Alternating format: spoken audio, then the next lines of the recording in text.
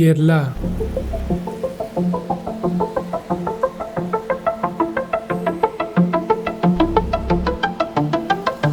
India के सबसे development state में से एक। Clean city, startup, tourism, health care, हर फील्ड में आगे जा रहा है। पर क्या केरला हमेशा से ऐसे ही था? The simple answer is no. क्योंकि अगर हिस्टोरी को देखोगे तो ओवरऑल इंडिया में ये स्टेट बहुत ही नीचे था। जैसे इलिटरेसी और पॉवर्टी बहुत ज्यादा थी, अनएम्प्लॉयमेंट हाई पे था, इंफ्रास्ट्रक्चर, हेल्थ केयर इन सब में बहुत पीछे था। पर आखिर केरला ने ऐसा क्या किया जिससे आज वो हर चीज में बहुत सारे स्टेट से आगे निकल गया, हर फील्ड में बूम पे है? और बाकी स्टेट को केरला से क्या सीखना चाहिए, ये सब हम इस वीडियो में बात करेंगे। तो प्रेजेंट में आने से पहले थोड़ा सा हिस्ट्री में जाके देखते हैं कि आखिर क्या हुआ था केरला के साथ। इतना आगे इतनी जल्दी कैसे बढ़ गई? हमने इस वीडियो में जितने भी चीजें मेंशन किया है वो सब हमने बहुत सारे रिपोर्ट्स, बुक्स या आर्टिकल का रेफरेंस से लिया है, जैसे human development report, Kerala model, Kerala development report, और भी बहुत सारे जगह से रेफरेंस लिया है। इन सब का रेफरेंस आपको डिस्क्रिप्शन में दे दूंगा, आप जाके खुद भी पढ़ सकते हो। तो कहानी की शुरुआत होती है 1 नवंबर 1956 से। इस दिन ट्रावनकोर, कोचीन स्टेट, मालाबार रीजन और कासारगोड डिस्ट्रिक्ट को मिला के एक नया स्टेट बनाया गया जिसका नाम दिया गया केरला। और सिर्फ एक साल के बाद 1957 में केरला ने वर्ल्ड हिस्ट्री में एक यूनिक चैप्टर लिख दिया, क्योंकि केरला के पहले इलेक्शन में कम्युनिस्ट पार्टी ऑफ इंडिया जीत गई और EMS नंबूदिरी चीफ मिनिस्टर बन गए। ये सिर्फ इंडिया के लिए नहीं, पूरे वर्ल्ड के लिए एक हिस्टोरी मोमेंट था, क्योंकि EMS दुनिया के पहले डेमोक्रेटिकली इलेक्टेड कम्युनिस्ट CM थे। सोचो, एक तरफ कोल्ड वार चल रही थी अमेरिका और सोवियत यूनियन के बीच, दोनों के बीच लड़ाई हो रही थी, और दूसरी तरफ एक छोटा सा coastal state Kerala Balakot box के थ्रू एक कम्युनिस्ट सरकार चूज कर रहा था। यही था केरला के पॉलिटिकल कल्चर का एक नया सिग्नल। पर EMS की सरकार सिर्फ एक पॉलिटिकल सिंबल नहीं थी, उन्होंने ग्राउंड लेवल पे एक बहुत बड़ा चेंजेस किया, जो कि है लैंड रिफॉर्म। उन्होंने 1957 में लैंड रिफॉर्म ऑर्डिनेंस लाया। इसके तहत लैंड सेलिंग लगाई गई, टेंसेंट को एविक्शन से बचाया गया और उन्हें फिक्सिटी और टेन्योर मिली, यानी जो जमीन पे काम करेगा वही उस जमीन का असली मालिक बनेगा। ओपोजिशन ने इस रिफॉर्म का बहुत ज्यादा विरोध किया, इतना विरोध किया कि लास्ट में EMS की सरकार ही गिर गई। लेकिन एक बार रिफॉर्म की सीड लग चुकी थी, इसीलिए ये चलता रहा। और 1969 में केरला लैंड रिफॉर्म एक्ट पास हुआ,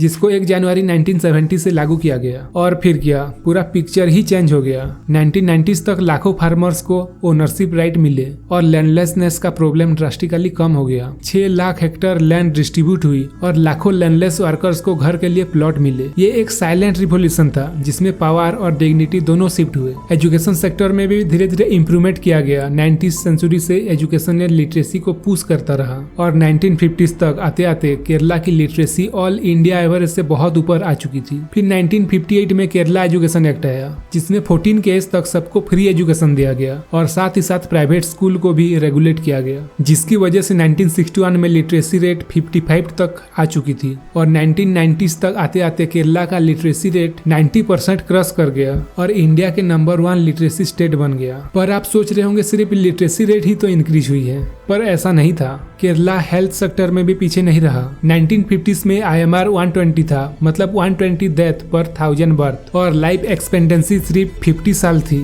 लेकिन फिर सरकार ने हेल्थ सेक्टर में हैवी इन्वेस्ट किया ताकि ये सेक्टर आगे जा सके। Education plus land reform plus public health investment ने केरला के डेमोग्राफिक प्रोफाइल ही चेंज कर दिया। और अगर आज के केरला को देखोगे तो ट्रांसफॉर्मेशन नंबर में दिखती है। आज रिसेंट डाटा के अकॉर्डिंग केरला के लिटरेसी रेट 96% से भी ऊपर है, जो कि 2011 सेंसस के हिसाब से उस टाइम 93.9% था। और लाइफ एक्सपेक्टेंसी भी इंडिया में सबसे ज्यादा यहाँ पे है, जिनमें से केरला में एवरेज 70 ईयर्स है। कंपेयर करो तो 1970 में केरला के लाइफ एक्सपेक्टेंसी 62 था, जबकि ऑल इंडिया एवरेज 50 हुआ करता था। IMR रेट केरला में सिंगल डिजिट हो चुकी है। इंडिया की एवरेज IMR अभी भी 28 से 30 के बीच में है, पर केरला में ये सिर्फ 5 to 6 पर 1000 है। ये जंप सिर्फ हॉस्पिटल की वजह से नहीं हुआ है, एजुकेशन और अवेयरनेस ने भी अपना काम सही से किया है, जैसे हाइजीन मेंटेन करना, vaccination, material care, family planning, ये सब चीजों में लोग बहुत ज्यादा एक्टिव हुए। ये वही कॉम्बिनेशन है जिसे एक्सपर्ट केरला मॉडल के कोर बोलते हैं, education plus health care plus equality. 2005 में केरला ने अपना ह्यूमन डेवलपमेंट रिपोर्ट पब्लिश किया। रिपोर्ट ने ये दिखाया कि स्टेट का ज्यादा फोकस GDP से ज्यादा ह्यूमन डेवलपमेंट में था, जैसे health, education, social security, food और न्यूट्रिशन,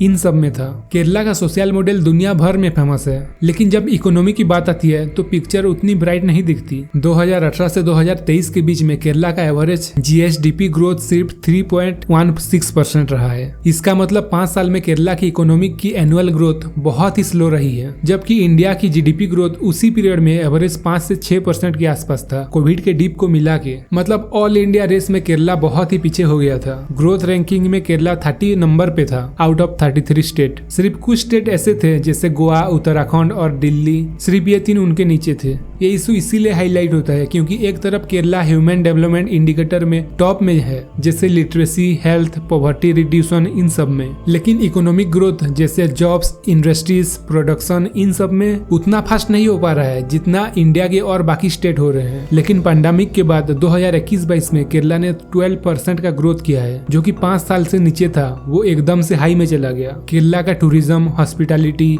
एजुकेशन, हेल्थ केयर और आईटी, ये सब उनके पिलर्स हैं जो स्टेट इकोनॉमी को चलाते हैं। इन सब के बावजूद और एक बड़ी प्रॉब्लम है केरला की, एम्प्लॉयमेंट क्राइसिस।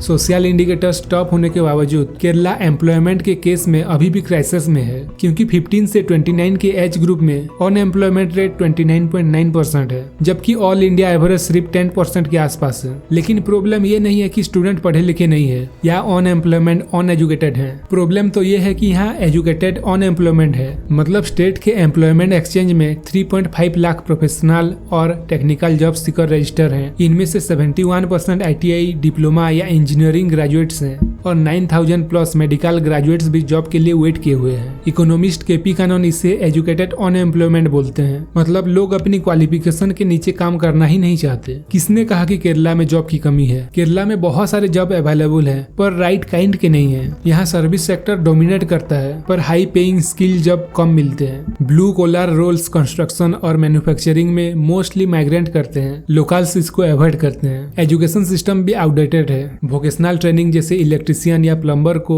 अभी भी स्टूडेंट छोटा समझते हैं और अवॉइड करते हैं, जिसका रिजल्ट क्या होता है? माइग्रेशन। सिर्फ 2019 में ही 30,000 प्लस स्टूडेंट एब्रॉड चले गए हायर स्टडीज के लिए। और गल्फ माइग्रेशन तो केरला की एक पुरानी कहानी है। यहाँ बाहर जाने को लोग प्रेस्टिजियस और एक अच्छी अपॉर्चुनिटी मानते हैं। केरला की इकोनॉमी का सबसे बड़ा इंजिन एनआरआईस है। इंडिया में जितना भी रेमिटेंस पैसे आता है, उनमें से लगभग 20% सिर्फ केरला में आता है। केरला की इकोनॉमी में बाहर से आने वाला पैसा मतलब रेमिटेंस बहुत बड़ा रोल प्ले करता है। आज लगभग 23% NSDP जो नेट स्टेट डोमेस्टिक प्रोडक्ट होता है, सिर्फ रेमिटेंस से आते हैं। सबको पता है कि केरला का वेलफेयर मॉडल बहुत ही यूनिक है। Free education, public health care, pension, scholarship और सोशल सिक्योरिटी। लेकिन इस जेनरोसिटी का एक डार्क साइड भी है, जो कि है डेप्थ और फंडिंग रिस्क। अगर ये टाइम्स ऑफ इंडिया के रिपोर्ट को देखोगे तो आपको पता चलेगा कि पिछले 5 साल में केरला का डेप्थ 80% से ज्यादा बढ़ गया है और 75% से ऊपर रेवेन्यू एक्सपेंडिचर सिर्फ सैलरीज, पेंशन और इंटरेस्ट ये सब भी खा लेता है। मतलब कैपिटल इन्वेस्टमेंट के लिए खुद के पास कुछ भी नहीं बचता है। 2018 का केरला फ्लड पिछले सेंचुरी का सबसे बड़ा डिजास्टर था। सिर्फ कुछ दिनों में ही 483 लोगों की जान चली गई, जिसमें 40,000 करोड़ का इकोनॉमिक लॉस भी हो गया। और प्रॉब्लम वही खत्म नहीं हुई। 2019, 20 और 24 में फिर से फ्लड और लैंडस्लाइड हुए और इसमें भी बहुत सारे लोगों की जान चली गई। केरला की ऑलमोस्ट सबसे बड़ी ताकत है यूनिवर्सल लिटरेसी। 2016 में केरला आथुल्यम प्रोग्राम के थ्रू 100% प्राइमरी एजुकेशन अचीव करने वाला इंडिया का पहला स्टेट बना। आज लिटरेसी 94% है, जबकि इंडिया एवरेज सिर्फ 74%। केरला का पब्लिक हेल्थ सिस्टम को एक मॉडल माना जाता है, क्योंकि यहाँ IMR 5 to 8 पर 1000 है, जबकि नेशनल एवरेज 27 के आसपास है। लाइफ एक्सपेक्टेंसी भी 74 प्लस ईयर्स है, लेकिन एवरेज इंडिया का 69 है। लैंड रिफॉर्म, पेंशन, स्कॉलरशिप और कम्युनिटी लेवल एम्पावरमेंट, इन सब ने कास्ट और जेंडर इनइक्वालिटी को कम कर दिया। और SC/ST स्टूडेंट को स्कॉलरशिप, लैंडलेस को रीडिस्ट्रीब्यूशन और एजेड लोगों को सोशल पेंशन मिला। इसी वजह से एजुकेशन और हेल्थ केयर कास्ट लाइन के अक्रॉस एक्सेसिबल बन गए। मतलब सब लोग इसका फायदा उठा सकते हैं। पर केरला में प्रॉब्लम बस ये है कि सर्विस सेक्टर GSDP का 60% से ज्यादा होने के बावजूद जॉब्स उतना क्रिएट नहीं करता। मैन्युफैक्चरिंग अभी भी सिर्फ 3 to 4% कंट्रीब्यूट करता है। केरला एक लिविंग प्रूफ है कि ह्यूमन डेवलपमेंट पर फोकस करके क्वालिटी ऑफ लाइफ कैसे अपलिफ्ट होता है। एजुकेशन, हेल्थ और सोशल जस्टिस स्टेट को एक ग्लोबल एग्जाम्पल बनाया। लेकिन चैलेंज क्लियर है, वेलफेयर और इक्वालिटी के साथ ग्रोथ और जॉब्स की इंजन चलना भी जरूरी है। पब्लिक डेब्ट बढ़ रहा है, पेंशन सैलरी का लोड फिस्कल स्पेस चुरा रहा है और नए जॉब्स क्रिएट ही नहीं हो रहे हैं। आपको क्या लगता है, आप केरला को किस नजर से देखते हो, और क्या केरला आगे जाके इन सब प्रॉब्लम से उभर पाएगा और आगे निकल पाएगा? कमेंट में जरूर बताना और चैनल को भी सब्सक्राइब कर लेना।